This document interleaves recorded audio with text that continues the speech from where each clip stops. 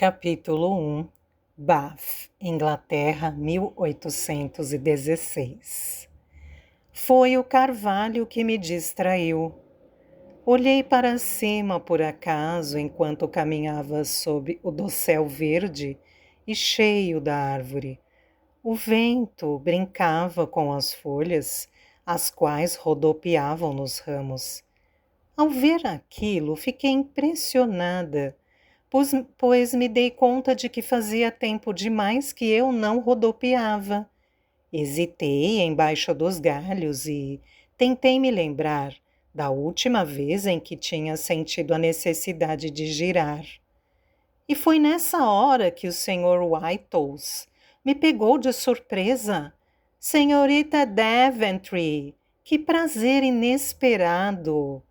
Levei um susto e olhei ao meu redor desesperada, em busca de tia Amélia, que devia ter continuado pelo caminho de cascalho, enquanto eu havia parado na sombra da árvore.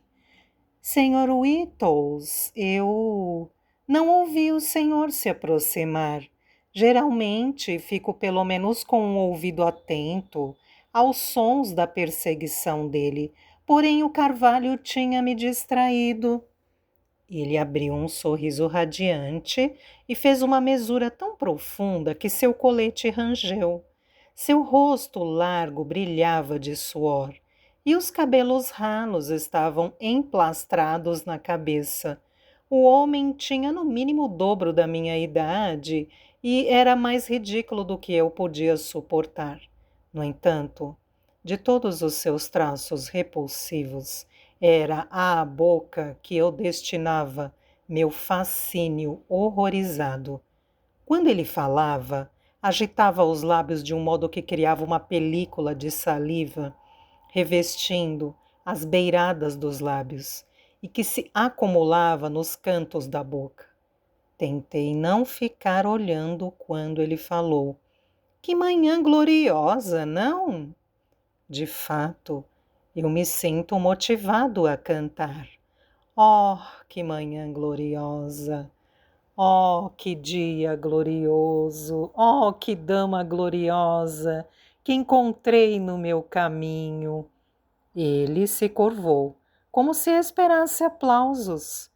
Mas hoje tenho algo melhor do que essa canção para compartilhar com a senhorita. Escrevi um novo poema só para seus olhos. Dei um passo na direção de onde suspeitei que minha tia havia tomado. Minha tia ficaria muito feliz em ouvir sua poesia, Sr. Whittles. Sei que ela está apenas a alguns passos à nossa frente. Mas, senhorita Daventry, é a senhorita que desejo agradar com a minha poesia. Ele se aproximou de mim. Meus versos lhe agradam, pois não? Escondi as mãos atrás das costas, caso ele tentasse agarrar uma delas. O Sr. Whittles já tinha feito isso no passado, o que foi muito desagradável. Temo não ter o mesmo apreço de minha tia pela poesia. Olhei por cima do ombro e suspirei de alívio. Minha tia solteirona voltava às pressas pelo caminho para me encontrar. Ela era uma excelente acompanhante, um fato que eu nunca realmente tinha apreciado até aquele momento. Mariane, aí está você. Oh, Sr. Whittles, não o reconheci de longe. Minha visão, o senhor sabe. Ela sorriu para ele com um brilho de felicidade. Veio com outro poema? Eu gosto da sua poesia. O senhor tem muito jeito com as palavras. Minha tia seria o par perfeito para o Sr. Whittles. Sua visão fraca suavizava a natureza repulsiva das feições dele. E, já que ela tinha mais cabelo do que cérebro, não ficava chocada, tal como eu, com o absurdo em pessoa que era aquele homem. Na verdade, eu tentara por algum tempo desviar a atenção do Sr. Whittles de mim para minha tia, mas Até aquele momento não tinha sido bem-sucedida. De fato, tenho mesmo um novo poema. Ele tirou um pedaço de papel do bolso do casaco e o acariciou carinhosamente. Em seguida, lambeu os lábios, deixando uma grande gota de saliva pendurada no canto da boca. Fiquei olhando para ela, mesmo contra a minha vontade. O pingo balançou, mas não caiu, quando ele começou a ler. A senhorita Daventry é bela e formosa, com olhos de uma cor tão maravilhosa. Não chegam a ser verdes, nem do marrom maçante. São da cor do mar, redondos e brilhantes. Desviei o olhar à força daquela gota de saliva trêmula. Que ótima ideia, a cor do mar! Só que meus olhos normalmente são mais cinzentos do que azuis. Eu iria gostar de um poema sobre os meus olhos serem cinzentos. Abri um sorriso inocente. Sim, claro, pensei realmente que seus olhos parecem mesmo ser cinzentos. Ele franziu a testa por um momento. Ah, já sei. Diria que são da cor de um mar tempestuoso, já que mares tempestuosos costumam parecer cinzentos, como a senhorita bem sabe. Vai ser uma mudança simples. Não vou ter que reescrever o poema inteiro como tive que fazer das últimas 5 vezes. Como o senhor é inteligente, murmurei. Concordo, disse a tia Amélia. Tem mais. A formosa senhorita Daventry tem traços belos. Eu amo a cor de seus cabelos. Cintilam à luz de velas, numa tonalidade âmbar, deveras. Muito bem, eu disse, mas nunca soube que meu cabelo era âmbar. Olhei para minha tia. A senhora pensou nisso alguma vez, tia Amélia? Ela inclinou a cabeça para um lado. Não, nunca pensei. Está vendo? Lamento discordar, senhor Whittles, mas sinto que é importante incentivar o aprimoramento do seu trabalho. Ele assentiu. A senhorita preferia quando eu comparava seu cabelo à cor do meu cavalo? Sim, suspirei. Era infinitamente melhor. Eu estava me cansando do meu jogo. Talvez o senhor devesse ir para casa imediatamente e reescrever o poema. Minha tia ergueu um dedo e me disse: Mas muitas vezes pensei que o seu cabelo fosse da cor do mel. Mel, sim, é isso. Ele limpou a garganta. Cintila à luz de velas, num tom de mel deveras. Ele sorriu, exibindo sua boca inteira molhada. Engoli convulsivamente. Como é que uma única pessoa produzia tanta saliva? Agora está perfeito. Lerei o poema para todos no jantar na casa dos Smith, nessa sexta-feira. Eu me encolhi. Oh, isso estragaria tudo, Sr. Whittles.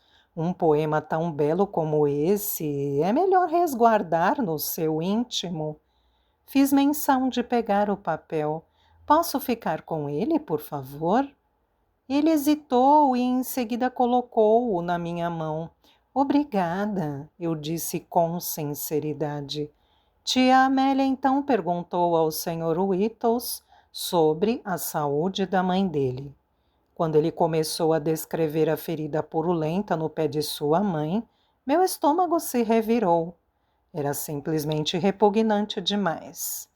Para me distrair, eu me afastei deles e olhei novamente para o carvalho que tinha me chamado a atenção antes.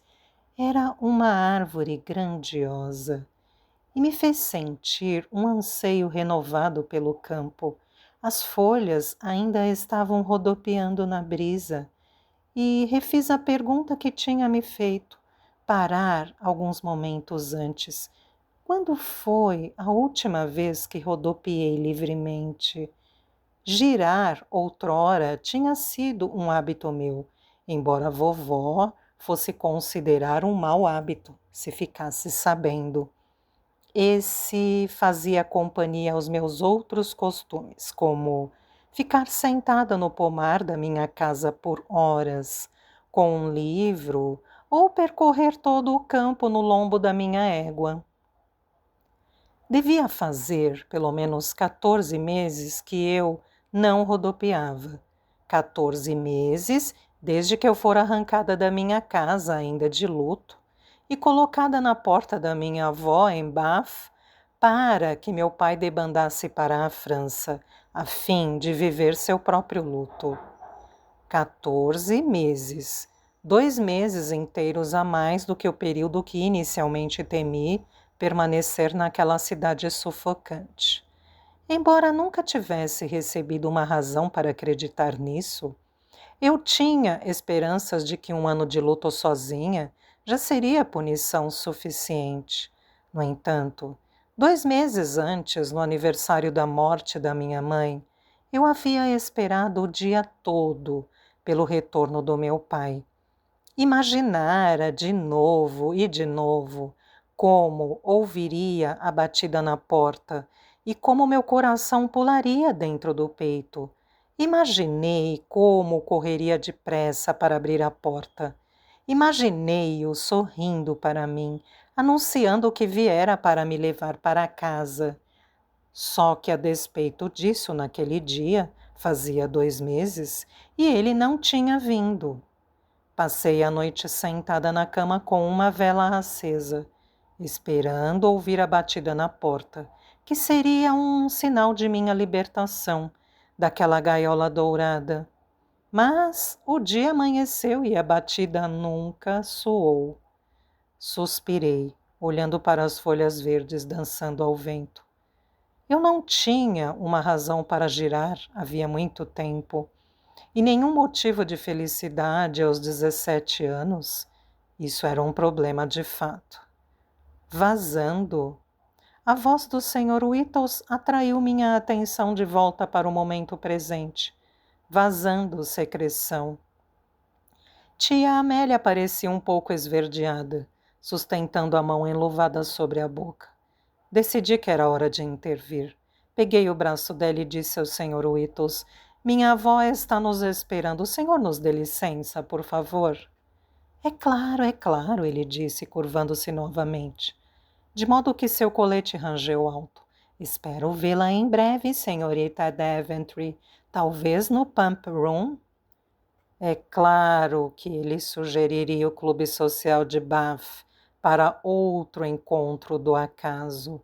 Ele conhecia bem meus hábitos. Dei um sorriso educado e fiz uma anotação mental para evitar tomar chá no Pump Room, pelo menos durante toda a semana seguinte.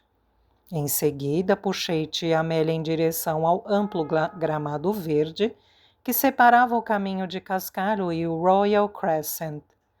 O edifício se curvava em um gracioso semicírculo de pedras douradas, como manteiga, como se fosse um par de braços prontos para abraçar.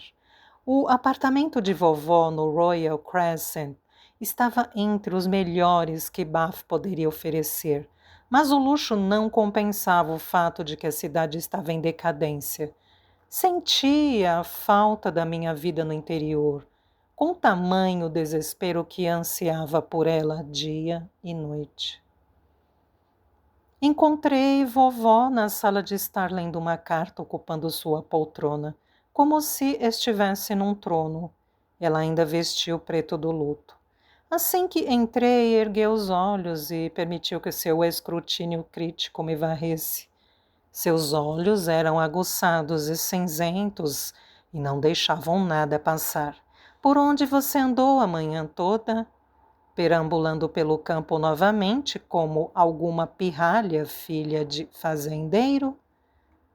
A primeira vez em que eu vi esta pergunta, eu havia tremido nas bases. Desta vez sorri. pois conhecia esse jogo que fazíamos uma com a outra. Eu entendia que vovó adorava travar um bom combate verbal, pelo menos uma vez por dia.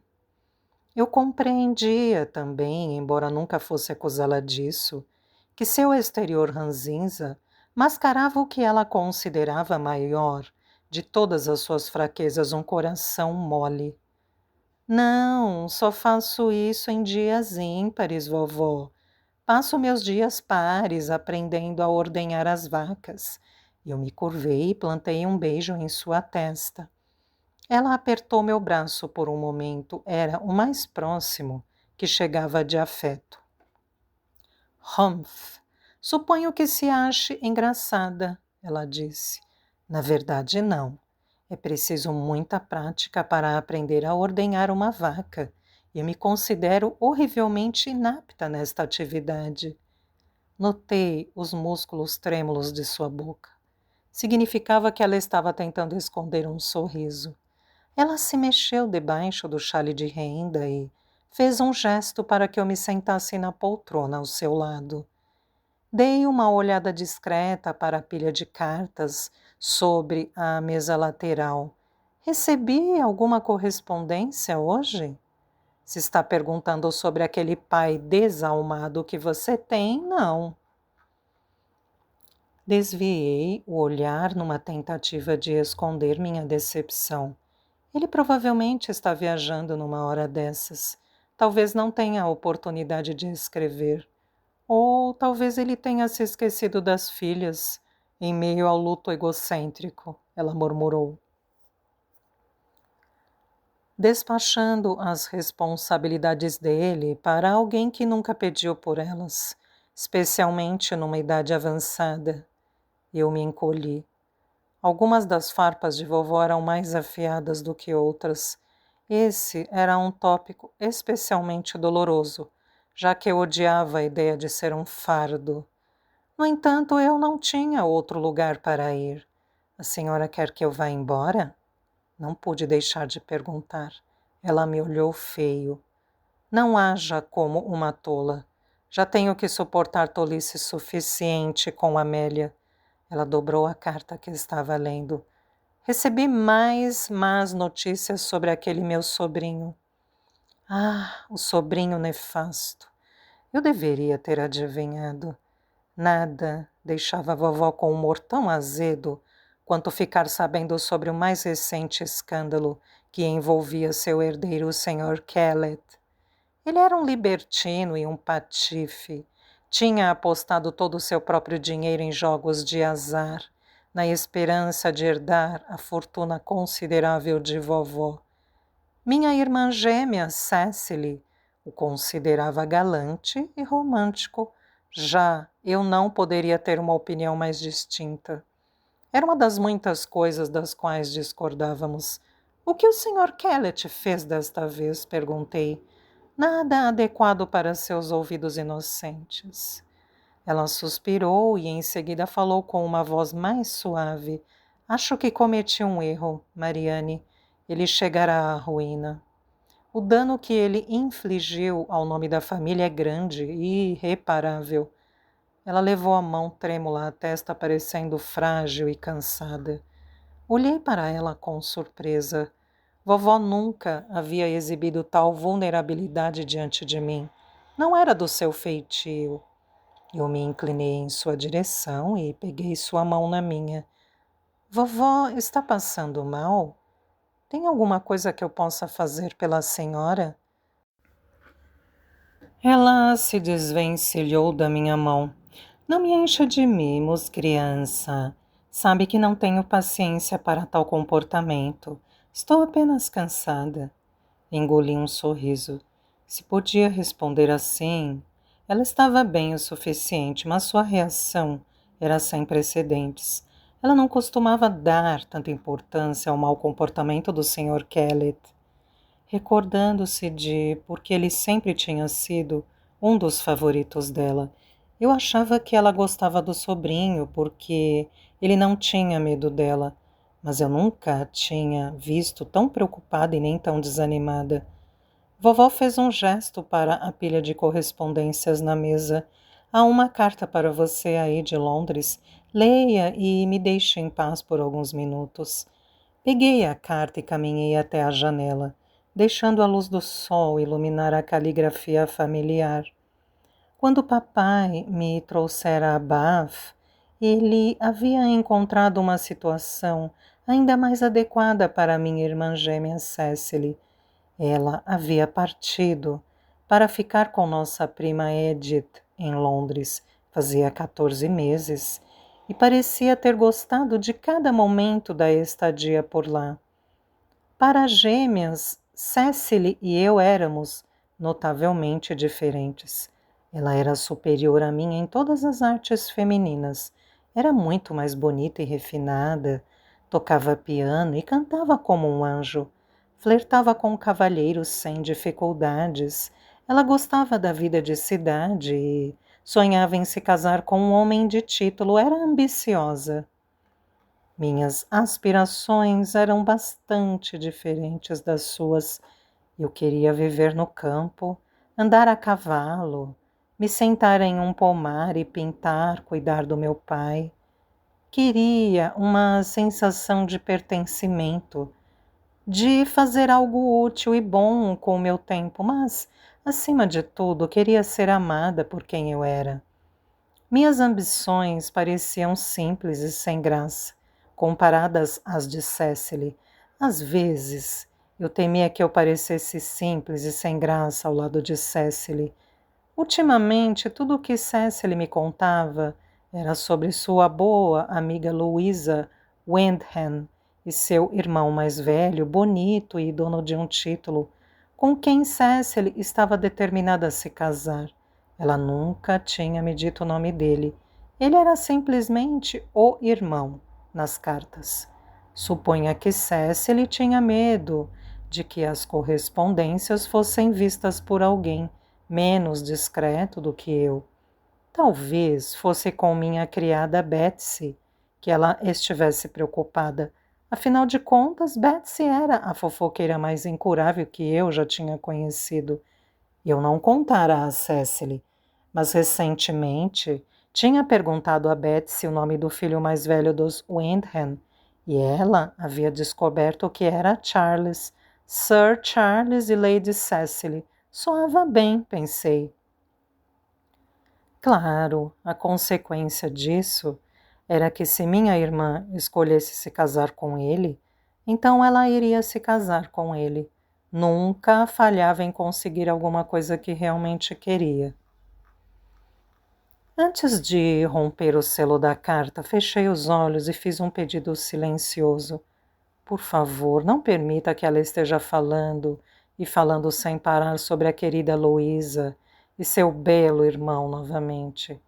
Eu não tinha nada contra os Wyndham. Afinal, nossas mães tinham sido amigas íntimas quando crianças, e eu poderia dizer que eles eram meus conhecidos tanto quanto de Cecily. Mas ouvira falar de muita pouca coisa além disso nos últimos 2 meses, e estava começando a me perguntar se eu era mesmo tão importante para ela quanto os Wyndham. Abri a carta e li. Querida Mariane, lamento muito ouvir que Bath parece uma prisão para você. Eu mesma não consigo compreender o sentimento. Amando Londres como amo, talvez como gêmeas, eu tenha recebido toda a civilização em meu coração, enquanto você tenha recebido toda a natureza no seu. Certamente não fomos divididas de modo uniforme nesse quesito, não é? Aliás, como sua irmã, posso lhe perdoar por escrever coisas como eu preferiria ter sol e vento e céu adornando minha cabeça, a ter um bonito chapéu. Mas, por favor, eu imploro, não diga essas coisas para os outros. Temo que vão considerar um tanto chocante. Sabendo de seu atual estado de sofrimento, não vou incomodá-la com um relato de tudo o que fiz nesta última semana. Digo apenas isto. Minha primeira temporada na capital foi tão divertida quanto eu esperava. Mas não vou testar sua paciência hoje, dizendo mais do que isso, senão você rasgará esta carta antes de ler a notícia importante que tenho para contar. Minha querida amiga Louisa Wyndham me convidou para ficar com ela em sua propriedade no interior. Fui informada de que é grandiosa, chama-se Edinburgh e fica situada em Kent. Partiremos para o interior em 2 semanas, mas aqui está a parte importante. Você também foi convidada. Lady Caroline estendeu o convite a você, já que somos ambas filhas de sua queridíssima amiga de infância. Oh, diga que virá, e vamos nos divertir mais do que seria imaginável. Posso precisar de sua ajuda na minha missão de me tornar Lady Cecily. Não é elegante? Pois, é claro, o irmão vai estar lá, e esta é minha chance de fisgá-lo. Além do mais, isso lhe dará a oportunidade de conhecer minha futura família. Com devoção, Cecily. Uma esperança tomou conta de mim com tanta força que me deixou sem fôlego. Estar em contato com o campo novamente, deixar Bath e seus confins horríveis, ficar com minha irmã depois de tanto tempo separadas, era demais para eu assimilar. Reli a carta lentamente desta vez, saboreando cada palavra. Claro que Cecily não precisava de verdade da minha ajuda para fisgar os afetos de Sir Charles. Eu não poderia lhe oferecer nada que ela não pudesse fazer melhor, quando o assunto era cortejar. Mas a carta era a prova de que eu ainda era importante para ela, de que ela não tinha me esquecido. Ah, que irmã! Essa poderia ser a solução para todos os meus problemas. Isso poderia me dar uma razão para girar novamente. E então, o que diz sua irmã? Perguntou vovó. Ansiosa, virei-me na direção dela. Ela me convidou para acompanhá-la à propriedade dos Wyndham, em Kent. Partirá de Londres em 2 semanas. Vovó franziu os lábios enrugados, observando-me, com um olhar especulativo, mas não disse nada. Meu coração afundou no peito. Ela não se recusaria a me deixar partir, recusaria? Não quando sabia o que isso significava para mim. Pressionei a carta ao peito, sentindo meu coração doer, diante do pensamento de receber uma negação a tal bênção inesperada. A senhora me dá sua permissão? Ela olhou para a carta que ainda segurava, a que trazia más notícias sobre o Sr. Kellett. Em seguida, jogou a carta sobre a mesa e sentou-se, ereta na poltrona. Você pode ir, mas só com uma condição. Deve mudar seus modos selvagens. Nada de correr ao ar livre por aí todo dia. Deve aprender a se comportar como uma jovem dama elegante, ter aulas com sua irmã. Ela sabe como se comportar bem na sociedade. Não posso ter uma herdeira que se comporta como uma criança selvagem. Não vou admitir ser envergonhada por você, como fui por aquele meu sobrinho. Eu a fitei. Sua herdeira? Como assim? Exatamente o que você acha que quero dizer. Estou deserdando o Sr. Kellett e outorgando a maior parte da minha fortuna a você. Neste momento, sua porção equivale a cerca de 40.000 libras.